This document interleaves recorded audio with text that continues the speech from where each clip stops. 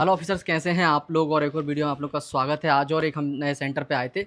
हाल ही में यहाँ पे एनकोस असेसमेंट हुआ है 12 सर्विस का। तो चलिए हम मैडम को बुला लेते हैं और पूरा उनसे जानेंगे कि यहाँ पे कैसा असेसमेंट हुआ, असेसर ने क्या क्या क्वेश्चन पूछे, किस किस चीज़ से ज़्यादा क्वेश्चन पूछे, कहाँ कहाँ हम लोग गलतियाँ करते हैं। इस वीडियो में आप लोग पूरा स्टार्टिंग से लास्ट देखेंगे तो आपको एनकोस कराने में बिल्कुल भी दिक्कत नहीं आएगी और सारे डाउट आपके क्लियर हो जाएंगे। मेरे पास बहुत सारे मैसेज आते हैं कि सर हमको बिल्कुल बेसिक से बता दीजिए, हम पहली बार करा रहे हैं। तो इस वीडियो से अगर आप बेसिक से स्टार्ट कर रहे हैं एनकोस, तो इस वीडियो को अगर आप पूरा देखेंगे तो आप बिल्कुल बेसिक से अपना एनकोस असेसमेंट स्टार्ट कर सकते हैं। चलिए मैं मैडम को बुला लेता हूँ। तो मैम मेरे साथ है, मैम अपने बारे में इंट्रोडक्शन दे दीजिए। ओके तो मेरा नाम अंजलि शर्मा है। यहाँ पे एनकॉस का असेसमेंट हुआ है और पहली बार यहाँ पे विदिशा में 12 सर्विसेज का असेसमेंट हुआ है। इसके पहले भी आप वीडियो देख चुके हो जो कि बिफोर प्रिपरेशन की थी। अब मैं आपको आफ्टर प्रिपरेशन की वीडियो दिखा देती हूँ और आपको कुछ रिकॉर्ड्स, रिपोर्ट्स और गैप्स के बारे में भी बताऊँगी। तो आ जाइए। तो चलिए सबसे पहले हम लोग दोस्तों बिल्डिंग देख लेते हैं और कहाँ कहाँ गलतियाँ होती हैं वो सब हमको मैडम बताएंगी। Yes. कि कहाँ गलतियाँ नहीं करनी, किस किस चीज़ के नंबर कट होते हैं। तो आप लोग इस चीज़ का विशेष ध्यान रखें। तो चलिए चलते हैं। तो आ जाइए, पहले मैं आपको हर्बल गार्डन दिखाती चलिए हूँ। सबसे पहले चलते हैं, हम हर्बल गार्डन देखते हैं। अभी क्या थोड़ा सा टाइम हो गया तो ये थोड़ा सा थोड़ी सी मेंटेन नहीं है बिल्डिंग। तो देखिए हमारा हर्बल गार्डन है। ये हमने कुछ हर्बल प्लांट्स लगाए हुए हैं। लाइक ये हमारा लगा हुआ है पत्थर चट्टा, है ना, ये पथरी के काम आता है। हर्बल गार्डन में ऐसे प्लांट्स लगाने होते हैं जो कि मतलब जिनका यूज़ करके हम बहुत सारी बीमारियों से बच सकते हैं। जैसे कि ये लेमन ग्रास है, वो हमारा आंवला है जो कि विटामिन सी के लिए होता है, वो हम लोगों ने लेमन लगाया हुआ है। ये हम लोगों ने अजवाइन लगाया हुआ है और यहाँ पे हमारा एलोवेरा लगा था लेकिन वो निकल गया है अभी। ओके। यहाँ पे वैसे हमारा स्ट्रेचर और व्हील चेयर भी होता है बट अभी अवेलेबल नहीं है। और स्टेयर की एक मेन बात बताऊँ तो यहाँ पे जो अगर आप प्लांट्स रखते हैं, यहाँ पे मैंने इसलिए नहीं रखे हुए हैं क्योंकि अगर स्ट्रेचर होता है और अगर आपके साथ कोई स्ट्रेटर्जी होती है या फिर कोई प्रॉब्लम होती है तो आप स्ट्रेचर लेके इजीली वहाँ नहीं जा सकते क्योंकि आपके ऑलरेडी पौधे रखे हुए हैं। तो पौधे हमेशा आपके गार्डन एरिया में होना चाहिए। हालांकि छोटे छोटे से पौधे हो तो वो आप स्टेयर पे रख सकते हो। तो यहाँ पे आप ध्यान रखें कि यहाँ पे पौधे ना हों। क्योंकि अगर कोई पेशेंट हुआ तो आप स्ट्रेचर से लेके कैसे जाओगे, तो उनके बीच में गैप होना चाहिए। और मैम यहाँ पे रेलिंग का भी, यहाँ पे रेलिंग, हाँ मेन यहाँ पे एक रेलिंग भी होनी चाहिए ताकि पेशेंट आराम से होल्ड करके जा सकता है। ओके। ये देख लीजिए, यहाँ पे हमारी कुछ चार्ट्स लगाए हुए हैं बाहर, जैसे कि सीनियर सिटीजन चार्ट लगा हुआ है। ये हमारा बायोमेडिकल वेस्ट के लिए लगा हुआ है।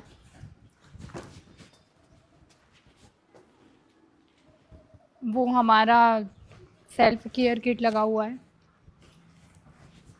तो गाइस अब हम लोग अंदर चलते हैं और एक एक रूम के बारे में हम जानकारी लेंगे मैडम से। कौन सी आईसी किस रूम में लगती है और किस आईई से क्वेश्चंस करते हैं एसेसर्स, और कौन सी आईसी ऊपर लगती है, कौन सी नीचे लगती है, इन सब के नंबर्स होते हैं। तो चलिए मैडम से एक एक चीज़ का हम समझ लेते हैं। चलिए मैम।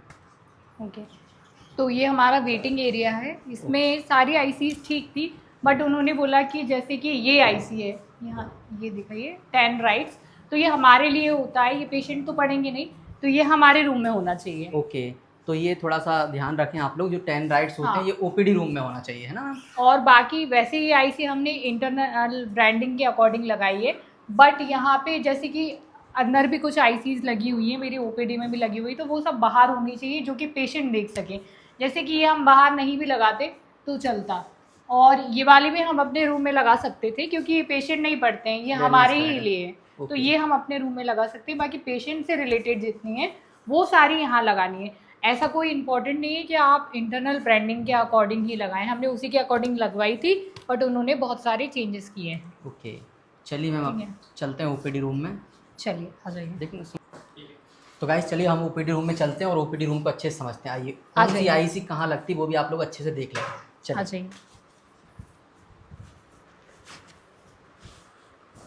तो ये हमारा ओपीडी रूम है। बाकी सारी आईसीज हमारी सही लगी है। ये आईसीज मतलब इतना ध्यान रखना है, ये बहुत ज़्यादा ऊपर नहीं होना चाहिए ताकि पेशेंट इजीली इनको पढ़ सके।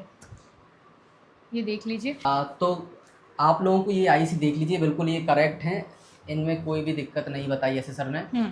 और ये हमारी एक्टिविटीज़ है जो कि हमने लगा के रखी हुई है। ये आईसी ज़्यादा ऊपर भी नहीं होना चाहिए, ज़्यादा नीचा भी नहीं होना चाहिए, ताकि पेशेंट इजीली इनको पढ़ सके। यहाँ पे मेन चीज़ ये ज़रूर लगाना है मेडिसिन के पास में, look alike drugs and sound alike drugs. Okay.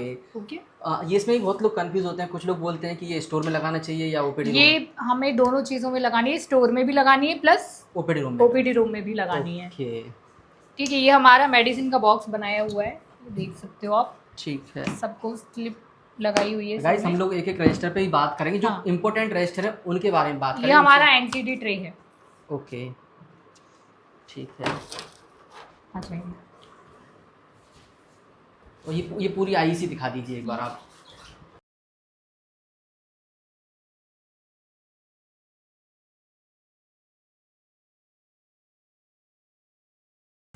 तो गाइस अब हम लोग चलते हैं इम्यूनाइजेशन रूम। चलिए अंदर चलते हैं, मैम इम्यूनाइजेशन रूम दिखाएंगी और इसमें भी जो आईसी है वो सब आपको हाँ, क्लियर हो जाएंगी कि कौन सी ये आईसी। एकदम करेक्ट आईसीज लगी हुई है हमारी, आप देख सकते हैं। ओके, ये पूरी दिखा दीजिए पूरी चारों तरफ से। ये BMW का लगा हुआ है। ये हमारा पूरा इम्यूनाइजेशन चार्ट है।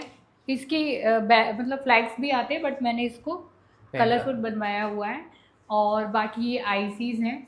मेन चीज़ आपको ध्यान रखना है, टीकाकरण के 4 संदेश जरूर लिखने हैं ओके, इस कमरे में। ये टीकाकरण से रिलेटेड VHND का फ्लैग्स है, ये ज़रूर होना चाहिए आपके टीकाकरण रूम में। और एक मेन चीज़, इधर दिखाइए, इधर आ जाओ, थोड़े डॉक्यूमेंट देख लो। ये चीज़ ज़रूर होनी चाहिए आपके यहाँ। जैसे कि आप कोई भी यूविन पोर्टल पे एंट्री कर रहे हैं, वैक्सीनेशन कर रहे हैं, तो उसका एक कंसेंट फॉर्म होना चाहिए आपके पास वैक्सीनेशन रूम में। ओके, मतलब वैक्सीनेशन कर रहे हैं उसका कंसेंट फॉर्म आपके पास हाँ। अवेलेबल होना चाहिए। अब ये है हमारा वेलनेस और काउंसलिंग रूम, आ चलिए जाइए। चलते हैं अंदर। हमारा वेलनेस एंड एक्टिविटी रूम, ये सूर्य नमस्कार के कुछ पिक्चर्स बनवाए हुए हैं। ये वेलनेस से रिलेटेड जो आईसीज है ये Okay. सब लगवाई हैं, बट इसमें एक करेक्शन है। जैसे कि ये मुझे कैंसर नहीं हो सकता, ये हमारी इंटरनल, ये देखिए, ये वाली दिखाई, पीछे दिखाई बैक में। कि हम देखते हैं इंटरनल ब्रांडिंग जो होती है वो हमारी एक्टिविटीज़ में ही ये वाली पिक्चर्स आती है।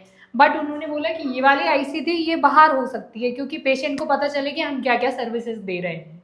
तो ये आईसी और एक ये योगा वाली, ये भी हम बाहर लगा सकते हैं ओपीडी वाले रूम में। ओके, ठीक है। और ये है हमारा 8 राइट कॉर्नर, ये देख लीजिए। इससे भी रिलेटेड वो कुछ क्वेश्चन पूछते हैं कि माँ को बच्चे को खाना कैसे खिलाना चाहिए, कब कब खिलाना चाहिए, क्या क्या खिलाना चाहिए, तो वो सारी चीज़ें। और हाँ, मिलावट खाने में है कि नहीं वो आपको इस बुक में मिल जाएगा। आप इसके भी 2-3 एग्जाम्पल, मतलब ये बुक पूरी पढ़ लें ताकि आप 1-2 एग्जाम्पल उनको बता सकें। ठीक है। और बाकी ये हैंड वॉश के स्टेप्स वगैरह भी वो पूछते हैं, आशाओं से पूछ सकते हैं, तो आप उनको ध्यान में रखें और वो पढ़ाई करें उसके बारे में। हम लोग एएनसी रूम और इंजेक्शन रूम दिखाते हैं आपको। आ जाइए।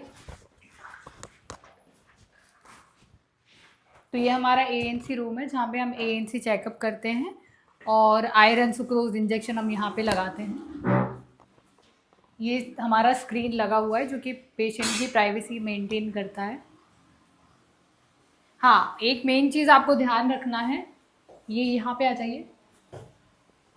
आपको ब्रेस्ट सेल्फ एग्जामिनेशन का एक कॉर्नर बनाना पड़ेगा स्पेसिफिक, जहाँ पे स्क्रीन होनी चाहिए ताकि पेशेंट की प्राइवेसी मेंटेन हो। और क्योंकि अगर जैसे अगर बोला जाए कि वॉशरूम में बनाना है, तो ये वॉशरूम में बिल्कुल भी ना बनाएं, ये आपको एक प्राइवेट कॉर्नर में ही बनाना है। ठीक है। तो ये हमारा आयरन सुक्रोज की ट्रे है। ओके, ये देख लीजिए, एएनसी ट्रे, जिसमें फीटल डॉपलर आपका मैंडेटरी है, बिल्कुल होना चाहिए, इंच टेप होना चाहिए। ओके। तो ये हमारा स्टोर रूम है, आप देख लीजिए आके। ये हमारे मेडिसिन हैं जो कि अल्फ़ाबेटिकली लगे हुए हैं। आप चाहें तो अगर यहाँ पे स्लिप नहीं भी लगाना है जी, तो यहाँ पे एक चार्ट बना के लगा सकते हैं, अदरवाइज ऐसे ठीक रहेगा, क्योंकि आपकी आगे जो भी मेडिसिन आएगी तो आपको अलग से चार्ट नहीं लगाना पड़ेगा।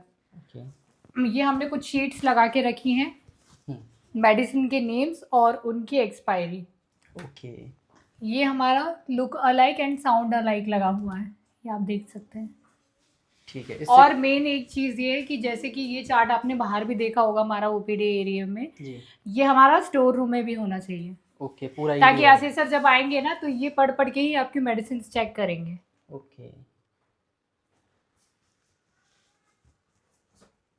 Done. तो कुछ इम्पॉर्टेंट चीज़ें मेन रह गई थी जो मैं आपको बता देती हूँ। आपका जो सब सेंटर है उसके 100 मीटर की रेंज में कम से कम एक फ्लैश बोर्ड होना चाहिए जिसमें लिखा हो मतलब आपका आरोग्य मंदिर, उसका नाम, और वो आपकी कितनी दूरी पे स्थित है। तो वो बाहर लगा हुआ है, वो आप देख लीजिएगा। और मेन थिंग ये है कि जब भी असेसर आते हैं, कोई ऐसे होते भी हैं, कोई नहीं भी होते, बट वो मोस्टली ऐसे होते हैं कि वो आपकी बिल्डिंग के चारों साइड घूम के देखेंगे। तो कोई भी एक्सपायरी मेडिसिन नहीं होनी चाहिए, कोई भी मेडिसिन जली नहीं होनी चाहिए, और कोई भी लेबल वगैरह कुछ भी नहीं होना चाहिए, क्योंकि उसके मार्क्स कटते हैं। ओके। मैं आपको ले चलती हूँ हमारे लैब रूम में, आ जाइए। इससे पहले 1 मिनट आप ये देख लीजिए, ये हमारा सेपरेट फीमेल वॉशरूम है, ये हमारा मेल वॉशरूम है। और इनमें एक चीज़ आपको मेन ध्यान रखनी है कि यहाँ पे ये चेकलिस्ट होनी चाहिए कि वॉशरूम कब साफ़ हुआ है, कब इसकी सफाई हुई है। ये देखिए डेट वाइज, ओके। ये ले लीजिए। हमारा लैब एरिया है और ये हमारी कुछ किट्स लगा के रखी हुई है। अच्छा, मेन चीज़ आपको इसका ध्यान रखना है, ये जो एक बॉक्स होता है जो स्पुटम के लिए हम यूज़ करते हैं, तो उसके लिए आपको यही वाला यूज़ करना है बॉक्स। और ये जो बॉक्स होगा वो हमारा बाहर रखाएगा, मेन बिल्डिंग में बाहर रखाएगा। और उसकी एक पर्टिकुलर आईसी होनी चाहिए कि खकार कैसे लेना है, कैसे बैठना है, क्योंकि ये क्वेश्चन वो पूछते हैं कि पेशेंट को तो पता ही नहीं है वो कैसे स्पुटम आपका लेगा। ठीक है, तो उसकी एक मेन आईसी होनी चाहिए और ये बॉक्स बाहर होना चाहिए, ताकि जब भी एसटीपी आएगा तो वो बाहर के बाहर ये डब्बियाँ आपके उठा के ले जाएगा। ये हमारा हैंड वॉश कॉर्नर है, ये 6 स्टेप हैं, ये आपको बतानी है। और ये BMW की बकेट्स रखी हुई है, इस पे मेन आपका ये BMW का टैग जरूर होना चाहिए। ओके। ठीक है, आ जाइए। कुछ ट्रेस हमारी ये लगी हुई है, कुछ किट्स हमने बना के रखी है, जैसे कि आज यहाँ पे देख लीजिए आप, ये स्पिल मैनेजमेंट किट है, इसमें सब कुछ लिखा हुआ है कि क्या चीज़ इस बॉक्स में होनी चाहिए। ये पेस्ट कंट्रोल किट है, ये हमारा एम्बू बैग है, ये हमारी एमरजेंसी ट्रे है, ये हमने ट्रेस बना के रखी हुई है। ये हमारा ऑटोक्लेव है, इसके बारे में पूरा पढ़ना पड़ेगा आपको, और इसके बारे में वो पूछते हैं असेसर, इसके बारे में आपको बताना पड़ेगा। ये जो ड्रम हम लोगों ने रखा हुआ है, इसकी जो स्लिप है वो उनको पकी हुई दिखनी चाहिए। तो जब भी असेसर आएंगे आप 1 दिन पहले ही इसको ऑटोक्लेव कर लें। तो ये हमारा लिक्विड वेस्ट मैनेजमेंट है, ये बहुत ज़रूरी है आपके लैब एरिया में होना। तो जब भी हम कोई भी बॉडी फ्लूइड होता है या हमारा ब्लड से रिलेटेड कोई भी चीज़ें होती हैं, तो वो डायरेक्ट हम यहाँ से ड्रेन नहीं कर सकते, क्योंकि इन्फेक्शन होने के चांसेस होते हैं। तो हम क्या करेंगे, अगर हम जैसे कि बॉडी फ्लूइड या कुछ भी लगा हुआ है तो हम यहाँ पे हैंड वॉश करेंगे, और यहाँ पे अगर हमारा 800 ml अगर हमारा इन्फेक्शन से रिलेटेड जो भी फ्लूइड इकट्ठा हुआ है, उसमें हम 200 ml हाइपोक्लोराइड सॉल्यूशन डालेंगे यहाँ पे इस वाले बॉक्स में, एंड देन हम इस वॉल्व को ओपन कर देंगे। और जब ये हमारा सॉल्यूशन इसमें पहुँच जाएगा तो इस वॉल्व को हम बंद रखेंगे, ताकि ये 30 मिनट तक इसमें मिक्स हो जाए। जब ये मिक्स हो जाता है तो ये डिसइंफेक्ट हो जाता है और इससे इन्फेक्शन के चांसेस बहुत कम होते हैं। 30 मिनट बाद हम ये वॉल्व को ओपन करेंगे और इसको ड्रेन कर देंगे।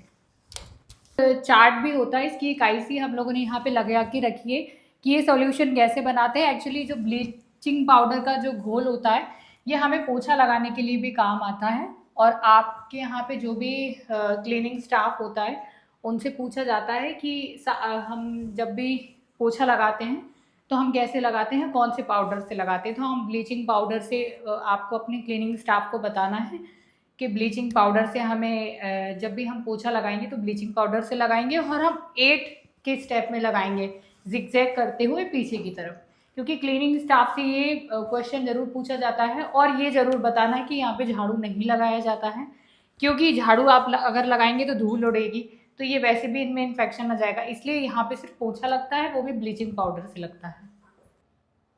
तो गाइस अब हम लोग कुछ इंपॉर्टेंट रजिस्टर के बारे में बात करेंगे और कौन कौन सी चेकलिस्ट होती हैं और केपीआई, फिशबॉन, टीएसएस ये वगैरह क्या क्या होता है, मैम एक एक चीज़ एक्सप्लेन करेंगे।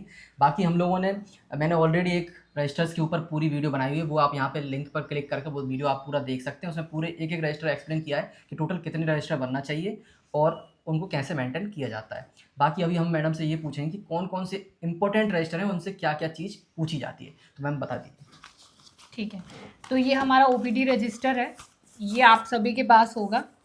और इसमें मेन चीज़ ये है कि जब भी आप पेशेंट की हिस्ट्री लिख रहे हैं तो हर पेज पे उनका टोटल भी आपको लिखना है, ताकि जब भी आप लास्ट में मंथ के जब भी टोटल करें तो आपको टोटल करने के लिए इजी हो। ठीक है, इसमें यही बताया था उन्होंने। ठीक है, मेन ये आपकी मंथली मीटिंग रजिस्टर ये सब तो होते ही हैं, ये मैं आपको ऐसे ही बता देती हूँ, एक्सप्लेन कर देती हूँ। ये मंथली मीटिंग रजिस्टर है, वेलनेस एक्टिविटी रजिस्टर है, AEFI रजिस्टर आपको ज़रूर बनाना है जो कि वैक्सीनेशन रूम में होना चाहिए। पेशेंट सपोर्ट रजिस्टर है, इसमें एक चीज़ उनने मेन ये बताई थी मुझे, और अगर आप ऐसे कोई रजिस्टर बना रहे हैं तो उस पर हर पेज पे आपका पेज नंबर होना चाहिए। ओके। और जब भी आपके पास कोई पेशेंट आता है, क्योंकि ये पेशेंट सपोर्ट ग्रुप का रजिस्टर हमने बनाया हुआ है जी। तो जब भी कोई पेशेंट आता है तो आप उसमें अपना फीडबैक लिखवा सकते हो पेशेंट का, कि उनको कैसी यहाँ पे सुविधाएं मिल रही, वो सेटिस्फाई है कि नहीं है। ओके। ठीक है, बाकी ये टीवी नोटिफिकेशन रजिस्टर है, ओके। ये हमारा काउंसलिंग रजिस्टर है। Okay. Staff health register main है, ये बहुत ज़रूरी देखते हैं वो लोग। इसमें क्या रहता है? इसमें स्टाफ हेल्थ की हर महीने चेकअप्स जो होते हैं उसके बारे में इंफॉर्मेशन है। ओके। ये विजिटर्स रजिस्टर है। Okay. Palliative care, palliative care के बारे में बहुत से लोगों को कन्फ्यूजन होगा, मोस्टली लोगों को, क्योंकि मुझे भी था। पैलिएटिव केयर क्या होती है और जीरियाट्रिक केयर क्या होती है।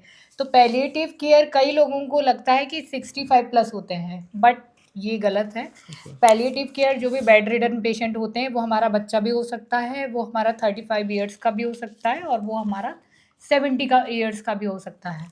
पैलिएटिव केयर हम उसको देते हैं जिसको डॉक्टर मना कर देते हैं कि मतलब उसका आगे ट्रीटमेंट पॉसिबल ही नहीं है। मतलब जैसे कि डॉक्टर एक टाइम बता देते कि अभी आपका 1 महीने का पेशेंट बचा हुआ है या 2 महीने का बचा हुआ है, आप घर ले जाइए, इसकी केयर करिए, तो वो हमारा पैलिएटिव केयर में आता है।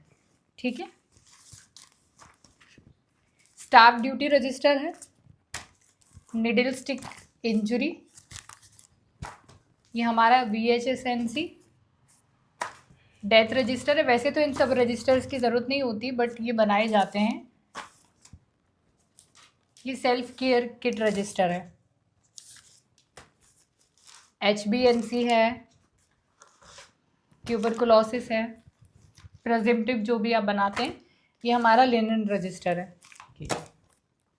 वाटर क्लीनिंग रजिस्टर ज़रूर बनाना है।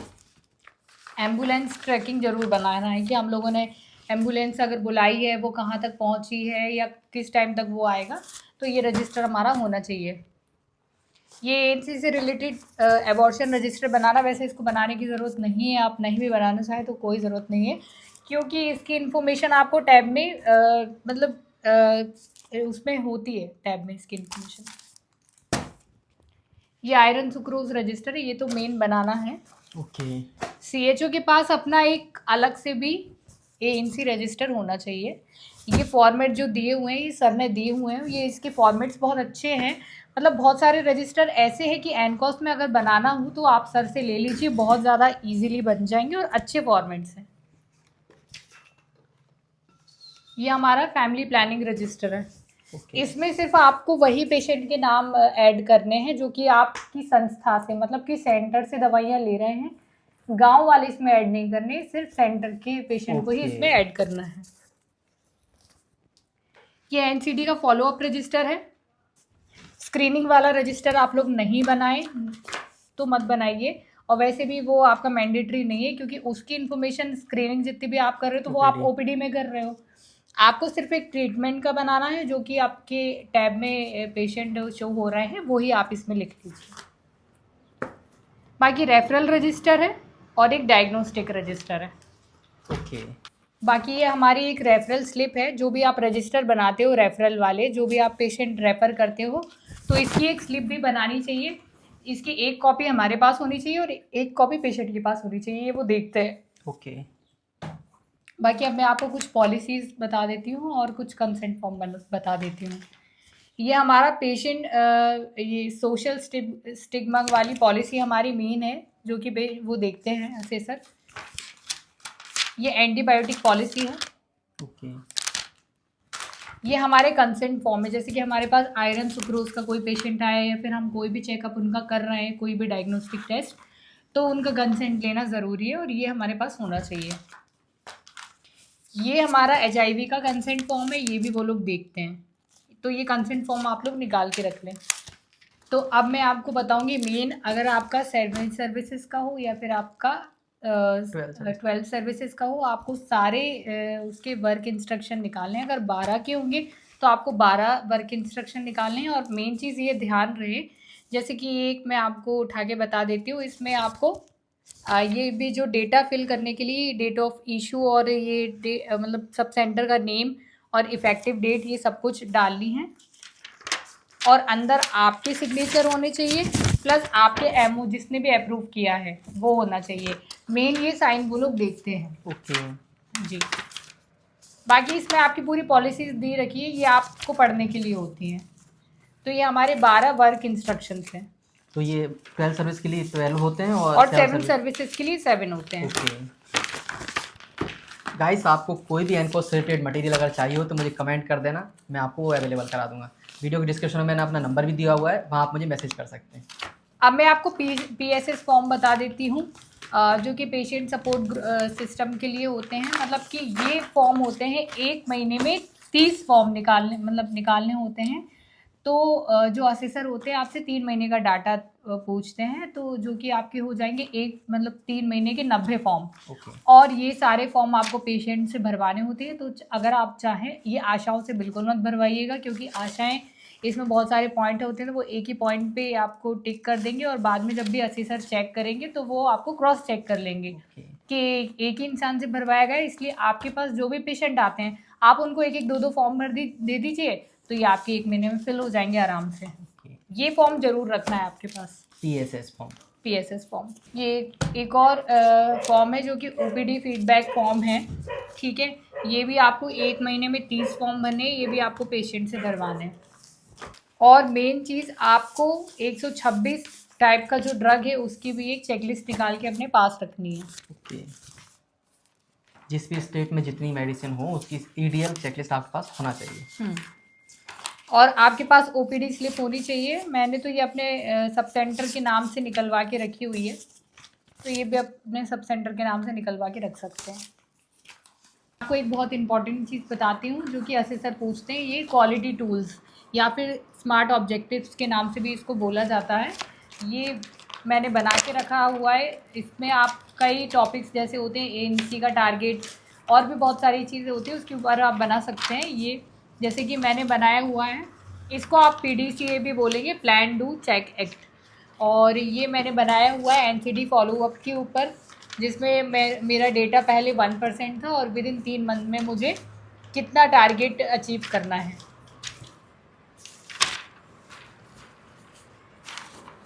तो कोई भी टारगेट अचीव करने के लिए हमें स्मार्ट ऑब्जेक्टिव की ज़रूरत होती है।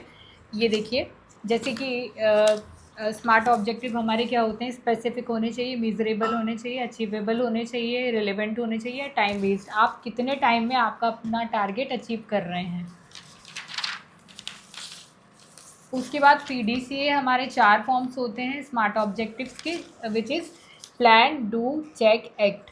तो जैसे कि आपने आशाओं को कोई काम करने के लिए दिया है, सबसे पहले आप प्लान करेंगे, एक मीटिंग कंडक्ट करेंगे मंथली कि आपको आशा और ANM से आपको कितना काम करवाना है और कितना कितना उनसे गोल आपको अचीव करना है। डू में आप मीटिंग कंडक्ट करेंगे, प्रिपेयर एक लाइन लिस्ट करेंगे और फॉलोअप डन करेंगे। उसके बाद एक्ट में देखना है कि ये जो प्रोसेस है, जो भी आपने कहा है ANM और आशा को करने के लिए, तो उन लोगों ने कितना काम किया है। फिर चेक में आप देखेंगे कि आपका कितने परसेंटेज, जैसे कि अभी 1% था, आपने एएनएम और आशा को बताया है कि मुझे ये गोल अचीव करना है या मेरा टारगेट पूरा करना है। तो अगर आप वो फॉर्म फिल किए हुए हैं तो कितना फॉर्म फिल किए हुए हैं। अब जब भी हम कोई भी टारगेट अचीव करते हैं तो हमारे पास रूट कॉज एनालिसिस 3 चीज़ें सामने आती हैं जो कि बैरियर्स होती हैं, जिसके लिए हमने एक फिश बोन डायग्राम बनाया हुआ है। ये देखिए फिश, इसमें हम लिखेंगे कि हमें क्या क्या बैरियर हो रहे हैं, जैसे कि सिंक नहीं हो रहा है हमारा, मतलब जो डेटा है वो सिंक नहीं हो रहा है, फ़ोन हैंग हो रहा है, हमारा टैबलेट हैंग हो रहा है, हमारे पास मटेरियल का बैरियर है, जैसे मान लो कभी बारिश हो गई है, ज़्यादा गर्मी है, आशाएं नहीं जा पाई हैं, है ना, आशाएं नहीं हमारा मतलब जो भी डेटा है वो लेके आ पाई हैं, या फिर हम किसी ऐसे गांव में बैठे हुए हैं जहाँ पे नेटवर्क इशू है, तो उससे हमारा जो फॉलोअप है उसमें प्रभाव पड़ा है या उसके कारण हमारा फॉलोअप नहीं हो पाया है। तो ये हमारा आ जाएगा रूट कॉज एनालिसिस में। ये आप इजीली असिस्टर को समझा सकते हैं। हम कुछ और ऐसे क्वेश्चंस पूछ लेते हैं जो मैम को रिमेंबर होंगे कि सर ने और किस टाइप के क्वेश्चंस किए थे, ऐसे सर ने थोड़ा वो भी बता हाँ, दीजिए। तो मतलब कोई ऐसे सर होते हैं जो कि आपसे घुमा के भी क्वेश्चन कर सकते हैं, जैसे कि, और हाँ, मेन आपकी क्लीनिंग स्टाफ को पता होना चाहिए कि अगर उनसे पूछा है कि यहाँ पे उल्टी कर दी है किसी पेशेंट ने, या फिर किसी बच्चे ने यहाँ पे टॉयलेट कर दिया है, तो वो उसको कैसे साफ़ करेंगी।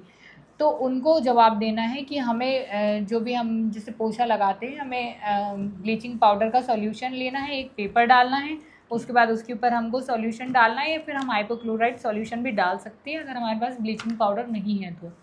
उसके बाद उसको रैप करके एक डस्ट ट्रे में डाल के उसको येलो वाले बिन में डाल देना है। ऐसे घुमा फिरा के क्वेश्चन आपसे किए जाते हैं। और नेक्स्ट क्वेश्चन उन्होंने मुझसे किया था कि अगर HIV है तो आप कैसे अवेयरनेस फैलाओगे और उसके कांटेक्ट में कौन कौन आ सकते हैं। तो मैंने उन्हें बताया था कांटेक्ट में जैसे कि सेक्स वर्कर्स आ सकते हैं, या फिर हमारे ट्रक ड्राइवर्स जो कि 24 घंटे या फिर 48 घंटे के लिए बाहर रहते हैं। तो उसमें एक और पॉइंट ऐड हुआ था कि जो आपके हॉस्पिटल के आसपास जो लोग क्लिनिक खोल के बैठे हुए हैं बिना डिग्री के लोग, तो वो लोग क्या करते हैं कि एक सिरिंज दूसरे को यूज़ कर देते हैं, दूसरे से तीसरे में लगवा सकते हैं, तो इससे बहुत ही जल्दी आपका HIV स्प्रेड हो सकता है। ओके। बस ये इस टाइप के क्वेश्चन वो आपसे करते हैं और घुमा फिरा के क्वेश्चन करते हैं।